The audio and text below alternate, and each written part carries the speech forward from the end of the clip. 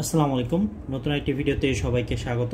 তো আজকে আমরা পেজ 10-এর এই ছক 1.15 থেকে ছক 1.16-এর যে তথ্য পেয়েছিলাম সেটা অনুযায়ী এই ছকটি পূরণ করব। তো এটা তোমরা পেজ 10-এ গেলে পেয়ে যাবে, আর এটা প্রথম চ্যাপ্টারের ম্যাথ।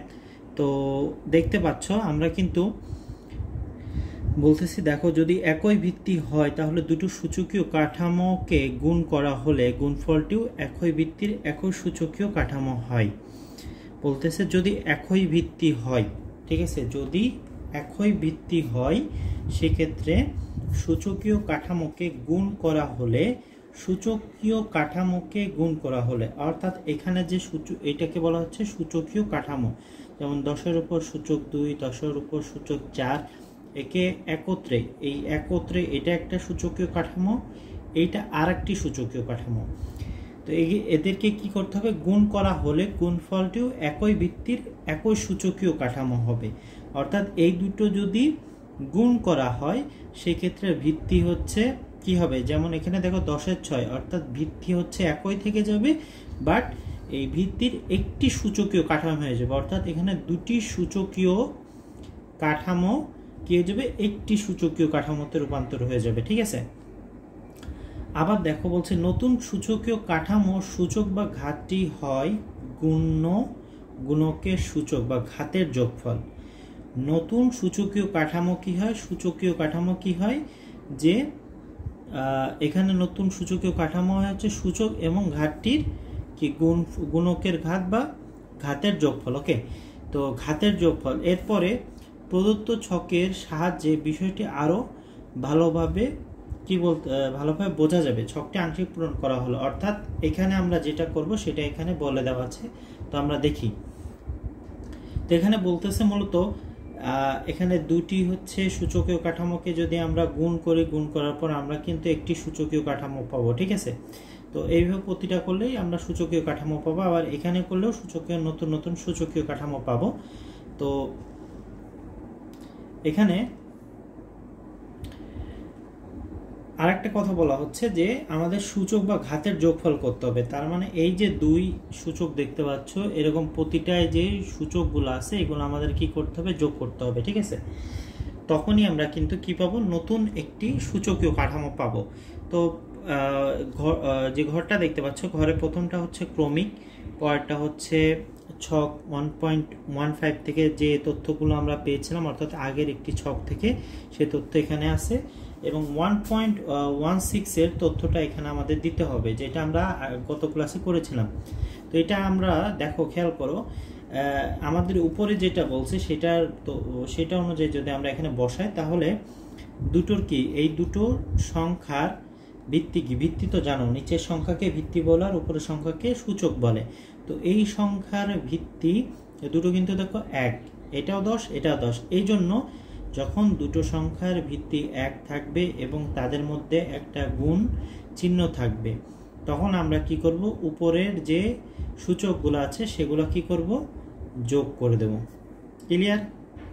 আচ্ছা, এখানে যদি 2 না থেকে এখানে থাকতো যদি 4, এখানে থাকতো যদি 5, তাহলে আমরা কি করতাম বলতো? এখানে 4 আর 5 যোগ করে দিতাম, তখন এখানে কত হয়ে যেত? এখানে হয়ে যেত 9, ঠিক আছে।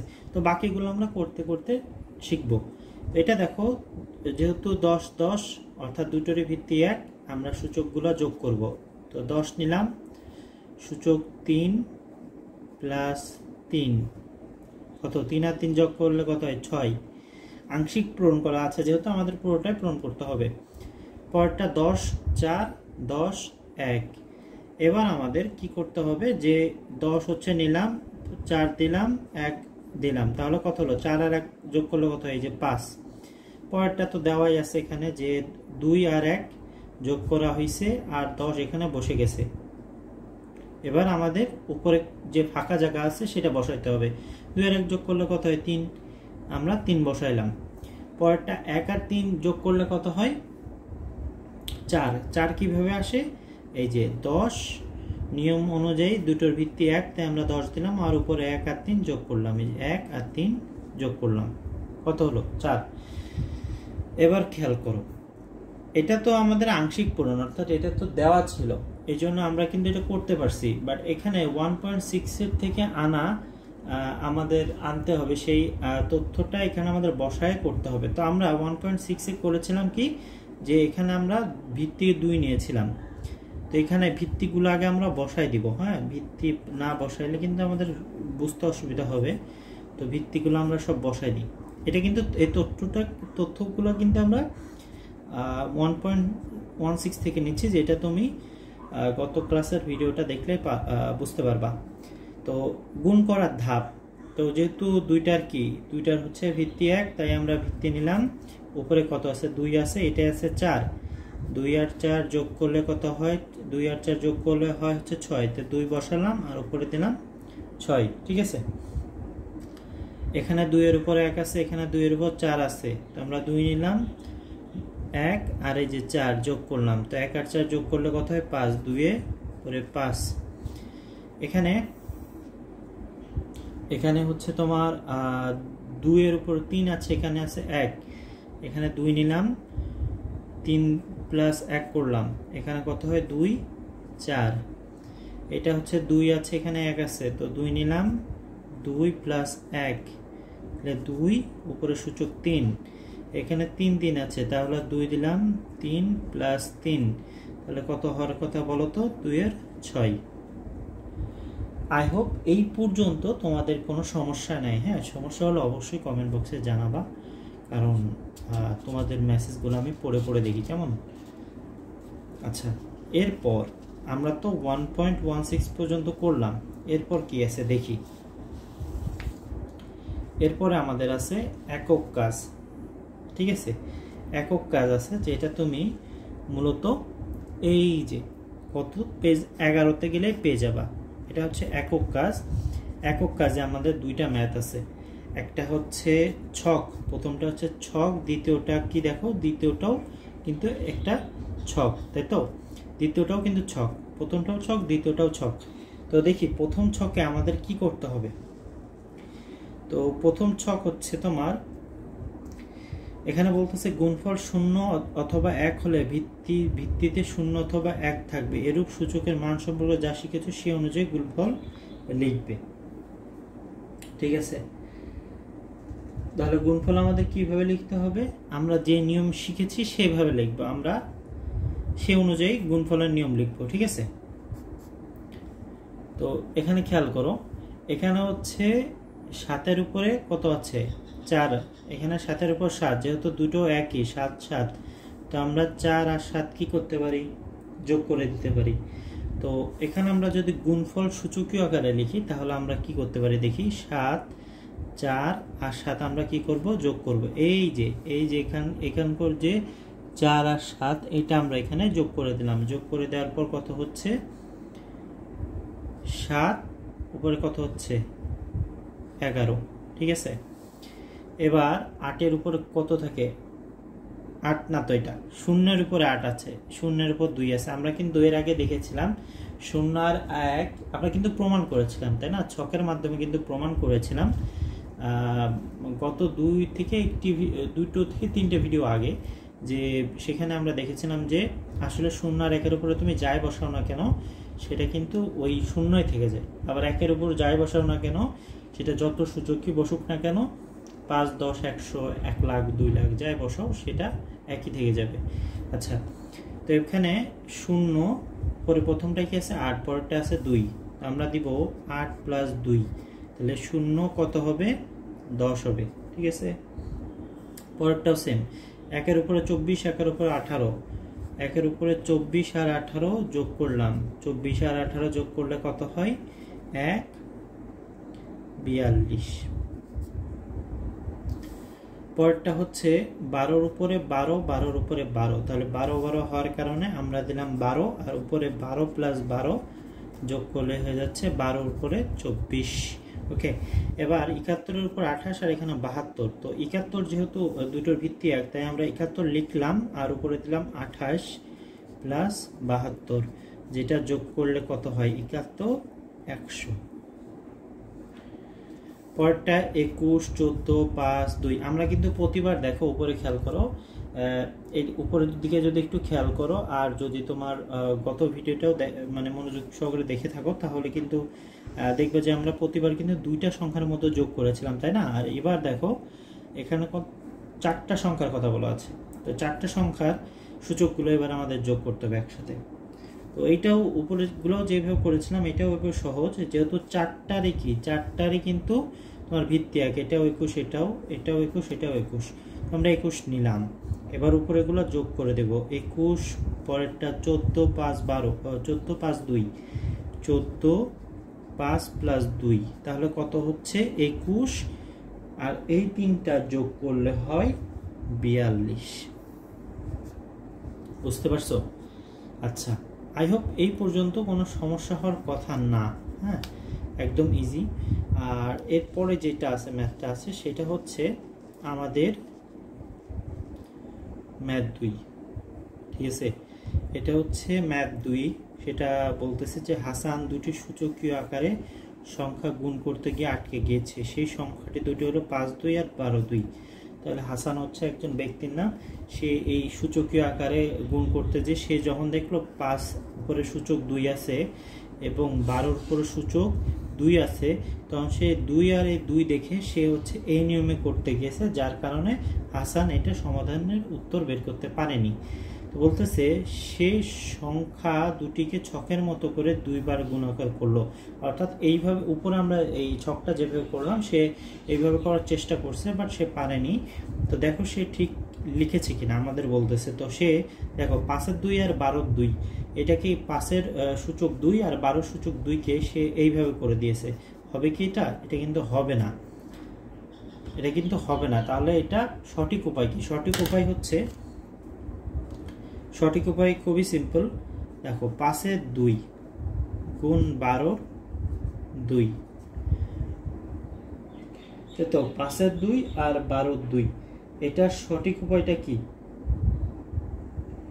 সঠিক উপায় হচ্ছে এটা তোমাদেরকে এই যে 12 যেটা আছে, এই যেহেতু উপরে 2 উপরে সেম, তো তোমরা কি করতে পারো, এই যে 5 গুণ 12 করতে পারো, করে উপরে 2 নিতে পারো। এই উপরে যেহেতু একই রকম, তাই আমরা উপরে 2 নিলাম কমন, সূচক 2 কমন নিলাম, আর ভিতরে 5 গুণ 12 করলাম।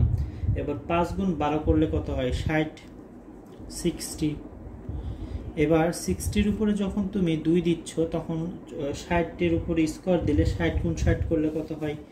3600। বুঝতে পারছো এটা? মানে এটা কেন হচ্ছে না এটা তো বুঝতে পারছো, কারণ এটা দুটো ভিত্তি আলাদা। তো ভিত্তি আলাদা হলে আমরা কিন্তু উপরের এই নিয়মে করতে পারবো না। এই নিয়ম তখনই করতে পারবা যখন দুটোর ভিত্তি এক হবে। যেমন এখানে 71 ছিল, এখানে 1 1 0 0, এখানে যেহেতু 5 12 আছে, তাই আমরা এই নিয়মটা ফলো করতে পারবো না। আমাদের এইভাবে করতে হবে, যেহেতু উপরে 2, এখানেও 2, এখানেও 2 উপরে, তাই আমরা 2 কমন নিলাম, নিয়ে 5 গুণ 12 করলাম ভিতরে, আর তারপরে 5 আর 12 গুণ করলে হয় 60, 60-এর উপরে 2 ছিল, তাই 60 গুণ 60 করলে হয় 3600। ঠিক আছে, এবার 12 2 আর 5 2 আছে, তো 12 2 এবং 5 2 এইটার আবার দেখো সেম করছে। ঠিক আছে, এটাও কি হবে? হবে না। কেন হবে না? কারণ দেখো এটা 12 আর এখানে 5, ভিত্তি আলাদা দুটোর। তো এটা যদি এমন হইতো যে এখানেও 12 আছে, এখানেও 12 আছে, অথবা এখানেও 5 আছে, এখানেও 5 আছে, সেই ক্ষেত্রে আমরা কিন্তু এই নিয়মে করতে পারতাম। যেহেতু এটা হবে না, তো এটা আমাদের বাদ, ক্রস করে দিলাম। ওকে, এটা হবে না। তো আমাদের সঠিক নিয়ম কি? সঠিক নিয়মও খুবই সিম্পল, সেটা হচ্ছে এই যে এখানে যে পদ্ধতি করলাম না, ওইটা হবে। অর্থাৎ তোমাকে দেখো এখানে তোমাকে সেম করতে হবে, যে 12 গুণ 5 উপরে হচ্ছে স্কোয়ার আনতে হবে। ঠিক আছে, এই দুটোকে কমন আনতে হবে। এই যে এখানে আনার পর এই যে হচ্ছে 12 গুণ 5 করলাম, করার পর এটা যদি করি তাহলে হয় দেখো 60 হচ্ছে, 60-এর উপরে স্কোয়ার হচ্ছে কত হচ্ছে? দেখো 60-এর উপর স্কোয়ার হলে কত হয়? এটা 60-এর উপর যখন তুমি স্কোয়ার করবা তখন হয়ে যাবে হচ্ছে 3600। ঠিক আছে, আবার তুমি যদি সঠিকভাবে, এখানে বলতেছে দেখো পরবর্তীতে সঠিকভাবে 2 এবং 2-এর উপরে 3 সূচক এবং 5-এর উপর 4 সূচক এর গুণফল নির্ণয় করো। তাহলে আমাদের সঠিকভাবে এটার গুণফল নির্ণয় করে দেখাইতে হবে। ওকে, তো ধরো আমরা এখানে ধরো এটা রাফ করে দেখাচ্ছি এইটুকের মধ্যে, ঠিক আছে, এইটুকের মধ্যে আমরা রাফ করে দেখাচ্ছি, এইটুকের মধ্যে রাফ করে ধরো দেখাচ্ছি। তো কত বলতেছে 2-এর 3 আর 5-এর 4। তো 2-এর 3 লিখলাম, ঠিক আছে, গুণ 5-এর 4। তো এটাকে আমরা যদি ভাঙি তাহলে কি হবে বলো তো? ভাঙলে হবে দেখো 2-এর 3 গুণ 5-এর 4, এখানে 3 আছে, তো আমরা যদি 5-এর 3 গুণ 5 লিখি তাহলে হবে না? দেখো তো 5-এর 3 আর 5 লিখলে হবে কিনা? হবে, কারণ 5-এর 3 আর আরেকটা 5 এইটাই তো হচ্ছে, তাই না? তো এটা হবে। এবার দেখো খেয়াল করো, এবার হচ্ছে এই যে এবার হচ্ছে তোমার এখানে যে 2 আর 5 আছে, উপরে 3 আছে, তো আমরা এখানে কমন নিতে পারি, 2 গুণ 5 উপরে 3 গুণ 5 লিখতে পারি কিনা? অবশ্যই পারি। তারপর আমরা কি করব, এই 2 আর 5 গুণ করে দেব 10, উপরে থাকবে 3 আর এই পাশে দিব 5, ঠিক আছে। তো কত হচ্ছে দেখো, এটা যদি তুমি গুণ করো তাহলে 1000 গুণ 5 হয়, অর্থাৎ এটা হয় হচ্ছে 5000। বুঝতে পারছো কিভাবে হলো? এই যে 2 3 আর উপরে 5 সূচক, 5-এর উপর 4 সূচক ছিল, তো 2 3 গুণ 5 3 5 করলাম, এই 5 সূচক 4 কে আমরা ভেঙে 5 3 আর 5 করলাম। তারপর আমরা কি করলাম দেখো, যে 2-এর উপরেও 3 আছে, 5-এর উপরেও 3 আছে, এই জন্য আমরা 3 কে কমন নিলাম, নিয়ে আমরা 2 গুণ 5 করলাম, করার পর এখানে গুণ দিয়ে 5 করলাম। এবার এই যে 10, 5 দুগুণে 10, 10-এর উপর 3 থাকলে কি ভাঙলে কত হয়? ভাঙলে হচ্ছে 1000 হয়, আর এই 5-এর সাথে 1000 গুণ করলে হয় 5000। তো আই হোপ এই পর্যন্ত বুঝতে পারছো। হ্যাঁ, তোমাদের সমস্যা হওয়ার কথা না, তারপর সমস্যা হলে অবশ্যই জানাবা। নেক্সট ক্লাসে আমরা পেজ 12-তে যে ম্যাথগুলো আছে সেগুলো নিয়ে আলোচনা করব। আনটিল দেন সবাই ভালো থেকো। আসসালামু আলাইকুম রহমতুল্লাহ।